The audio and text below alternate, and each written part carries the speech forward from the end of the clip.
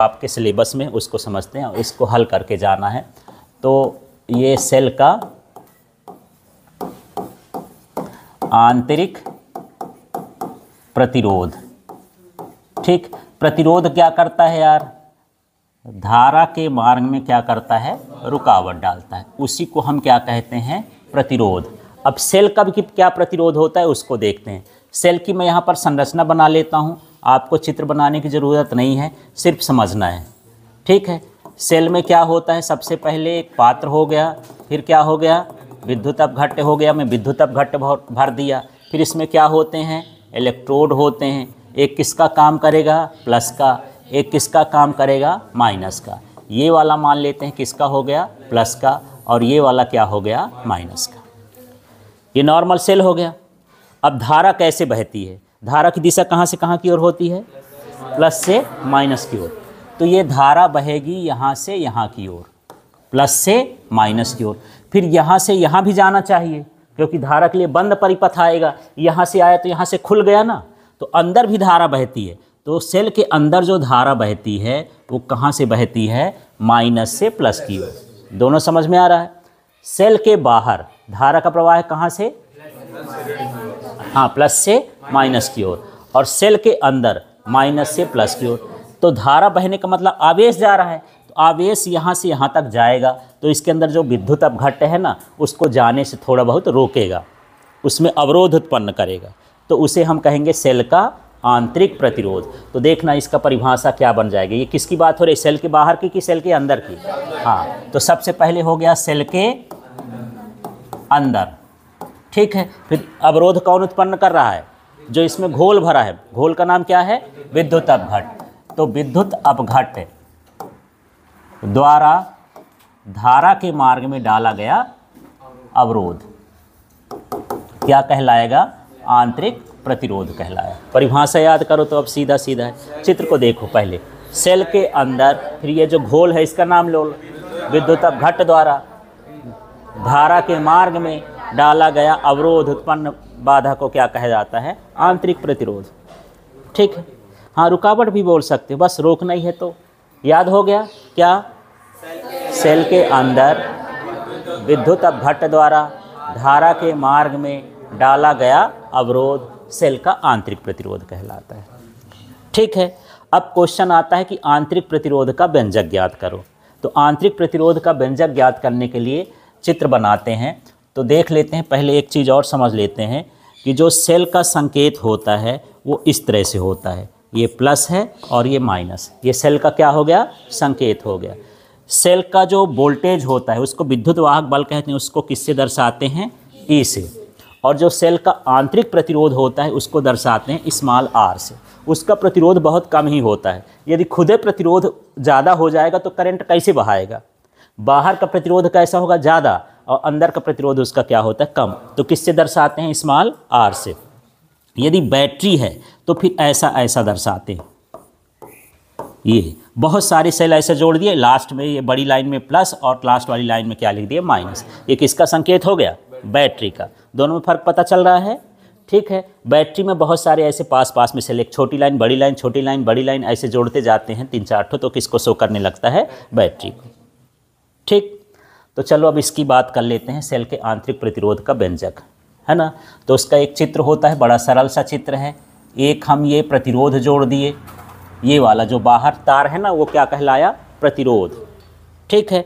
और प्रतिरोध अलग से नहीं होता कि वो दिखेगा, सेल के साथ जो भी जोड़ते हो वो क्या कहलाता है, प्रतिरोध। जैसे सेल से हम रिमोट जोड़ दिए तो रिमोट क्या कहलाएगा, प्रतिरोध, कुछ ना कुछ तो प्रतिरोध लगाएगा। सेल से ये घड़ी चल रही है तो घड़ी उसका क्या कहला गई, प्रतिरोध, अलग से दिखने की चीज़ नहीं, उसका आंतरिक गुण कहलाता है, ठीक। अब इसके साथ क्या जुड़ा है, एक सेल, ये सेल जोड़ दिया और ये प्लस हो गया, ये माइनस हो गया। इसके विद्युत वाहक बल को किससे दर्शाएंगे, ई से। ये क्या हो गया, आर। धारा किधर बहेगी, ये आई हो गया, और इसको हम मान लेते हैं कैपिटल आर। बाहर के प्रतिरोध को कैपिटल आर। चित्र के बारे में लिख देना है, बड़ा आसान है यार। माना सेल का विद्युत वाहक बल, ये क्या है, हाँ, कैपिटल ई है। सेल का आंतरिक प्रतिरोध स्मॉल आर है। परिपथ में प्रवाहित धारा, ये परिपथ कहलाएगा, परिपथ में प्रवाहित धारा I और बाहर का प्रतिरोध या बाह्य प्रतिरोध R है। बस इसका नाम कर दी, इतना इसका शब्द बनेगा। चलो बोलो तो फिर क्या? सेल का विद्युत वाहक बल E, सेल का आंतरिक प्रतिरोध स्मॉल r, सेल नहीं है अब ये परिपथ में प्रवाहित धारा I और हाँ बाह्य प्रतिरोध R। तो एक रेसिपी भी तैयार कर लेते हैं कि सबसे पहले हम चित्र बनाएंगे और चित्र के बारे में लिखेंगे। फिर एक सूत्र होता है, धारा बराबर होता है विद्युत वाहक बल और बटे में होता है कुल प्रतिरोध। ये सूत्र होता है धारा का, ठीक है। इसके बाद यहाँ पर हम ओम के नियम से ये भी जानते हैं कि V इक्वल टू क्या होता है IR। तो यहाँ पर I बराबर क्या हो जाएगा V/R। बस इतने सूत्र लगना है और बड़ी आसानी से ये इसका सूत्र निकल आएगा, ठीक। परिभाषा बना दिए, फिर वो वाला स्टेप हो जाएगा। कौन सा वाला? ये धारा बराबर। तो यहाँ लिख देंगे धारा बराबर क्या है, हाँ विद्युत वाहक बल, फिर बटे में कुल प्रतिरोध, ठीक है। तो धारा को किससे दर्शाते हैं? तो ये हो गया I, विद्युत वाहक बल क्या है E, कुल प्रतिरोध बताओ R प्लस R, दोनों R को जोड़ दो, है ना। तो ये क्या हो जाएगा R प्लस R। क्लियर हुआ? I का मान देखो उधर अब अगले स्टेप में, तो I की जगह क्या रख देंगे V/R। ये क्या हो गया E और R प्लस R। यहाँ लिख देंगे ओम के नियम से, दोनों स्टेप लिख देंगे ओम के नियम से। क्या? V इक्वल टू IR, तो I इक्वल टू क्या हो जाएगा V/R। इस तरह से यहाँ पर ये हो गया, ठीक है। अभी नहीं, अब यहाँ पर थोड़ा स्पेशलाइजेशन चाहिए, आपका पक्षांतर करना है, लेकिन ऐसे पक्षांतर करना है कि सारा कुछ जो है माने तीन चीज़ का, इसका भी इसका भी इसका, तीनों का इकट्ठा पक्षांतर करना है, तो थोड़ा सा सरल सा हो जाएगा। पक्षांतर का मतलब सीधा सीधा है बराबर के उधर या इधर ले जाना, पक्ष बदलना, वो क्या कहलाता है पक्षांतर, ठीक है। माने बराबर के इसको इधर लाना है, इनको बराबर के उधर ले जाना है। तो बताओ इसको लाऊंगा तो कहाँ आएगा यार? ऊपर आ जाएगा। क्या लिख दूँ मैं? R प्लस R बराबर, समझ में यार। इसके बटे का लाएंगे तो ये कहाँ आ जाएगा? ऊपर। उधर क्या बचा है? E। तो यहाँ पर मैं क्या लिख दिया E। अब यहाँ से R को ले जाएंगे, मान लो R को ले जाएंगे तो कहाँ जाएगा? ऊपर। तो क्या लिखूँ वहाँ? -R नहीं, प्लस माइनस में माइनस होता है, यदि बटे में है तो गुणे में जाएगा। हाँ तो क्या आ जाएगा ये R, E के बगल में आ जाएगा R, हाँ ये ऊपर चला गया, ये R कहाँ चला जाएगा? ये इसके बगल में यहाँ चला गया ऊपर, ये चला गया यहाँ। अब क्या बचा रह गया है? V कहाँ है? ऊपर है, तो कहाँ आ जाएगा? नीचे। बस इस तरह से पक्षांतर कर देना है। तो इकट्ठा तीन चीज़ों का पक्षांतर हो रहा है। इसका बटे वाला इधर ले रहे हैं, R वाला ऊपर, और ये वाला कहाँ जा रहा है? नीचे, ठीक है। अब पक्षांतर करने के बाद हमारा टारगेट है स्मॉल r को निकालना। तो स्मॉल r बराबर हो जाता है ER बटे V। और इस R को उधर ले जाएंगे तो क्या आ जाएगा यार? अच्छे सोच के बताओ। -R, ये प्लस माइनस में है, पक्षांतर का तो क्या हो जाएगा? -R। और पूरा का बटे मत लगा देना, ये अलग है वो अलग है, ठीक है। अब यहाँ से कुछ कॉमन ले सकते हो, देखो, हाँ तो बचेगा क्या? E बटे V। और यहाँ क्या बचेगा? R तो निकाल लिए हो, -1, और यहाँ पर R निकाल के हम इधर लिख दिए, ये इसका व्यंजक हो गया। आंतरिक प्रतिरोध का क्या आ गया? व्यंजक। स्मॉल r बराबर E बटे V -1। बटा कभी कभी लोग पूरा लगा देते हैं, ध्यान रखना ये बटा इतने में भर में रहेगा, ठीक है। इसके बाद हम बात कर रहे हैं इसमें प्रभावित करने वाले कारक। प्रभावित करने वाले कारक, ठीक। इसमें 4 कारक हैं, पहले देख लेना है।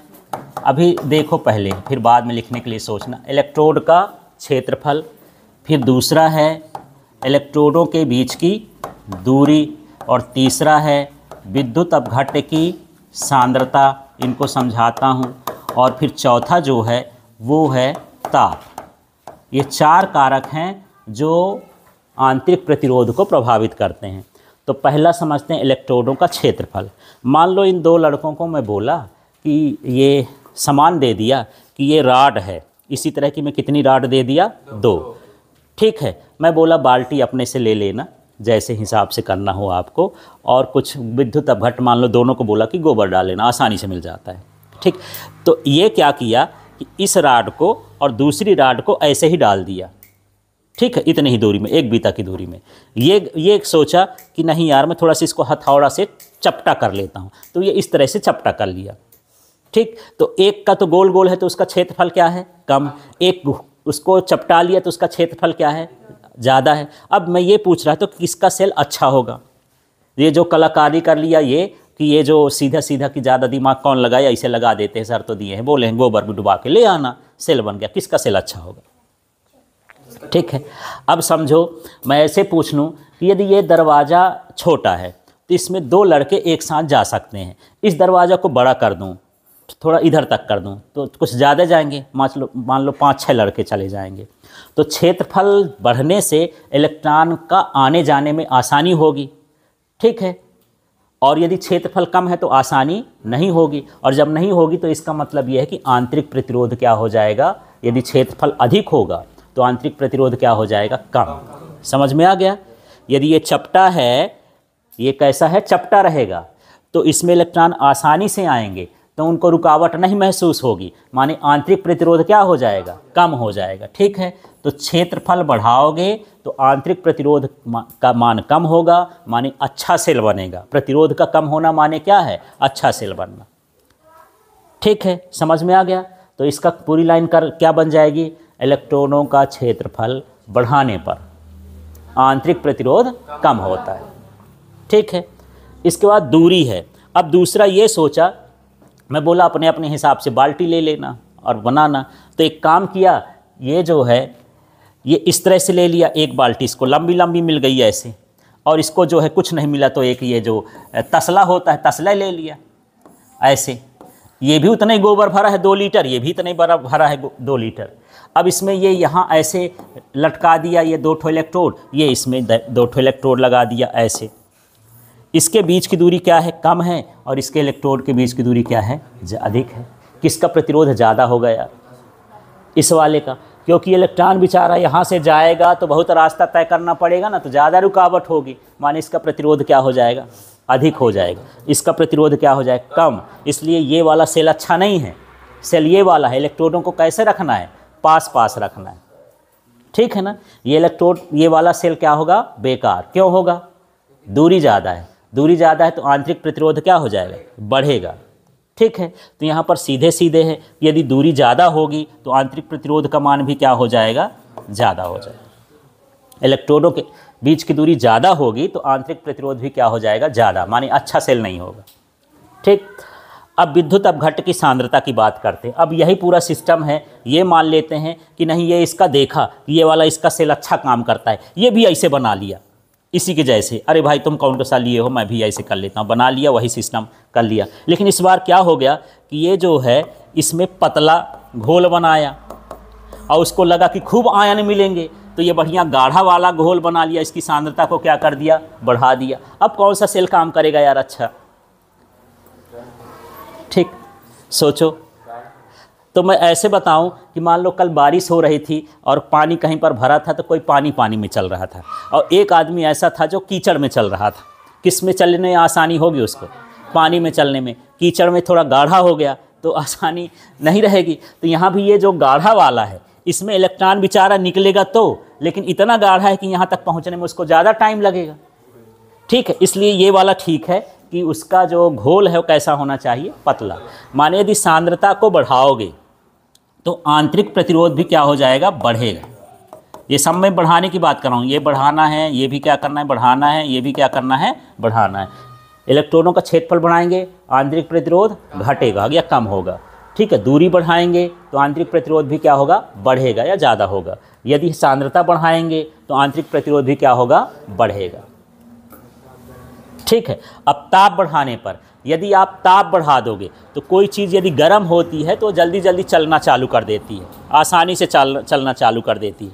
माने यदि हम इसको गर्म करेंगे तो जो इलेक्ट्रॉन निकलते हैं ना, बहुत जल्दी से यहाँ पर पहुँच जाएंगे। तो ताप बढ़ाने पर आंतरिक प्रतिरोध क्या हो जाएगा, हाँ, कम हो जाता है। ठीक है, ताप बढ़ाने पर जो है इसको बढ़ाएंगे ताप, तो आंतरिक प्रतिरोध क्या हो जाएगा, कम हो जाएगा। और जितना कम होगा उतना अच्छा सेल रहेगा। अब यदि मैं बोल रहा था कि यार आपका ये रिमोट वाला सेल काम ना करे, तो आप ऐसे ऐसे करके रगड़ सकते हो, थोड़ा गर्मी दे सकते हो, वो थोड़ी देर के लिए काम करना चालू कर देगा। धूप में रख सकते हो, काम चालू करना कर देगा वो माने। और यहाँ पर यदि आप आग में गर्म कर सकते हो, तो पूरा रखना नहीं कि फोड़ डालना है, थोड़ा हल्का गर्म करोगे तो उसका प्रतिरोध कम हो जाएगा, धारा अच्छे से बहने लगेगी। समझ में आ गया? अब आपको करना क्या है ये देख लेते हैं।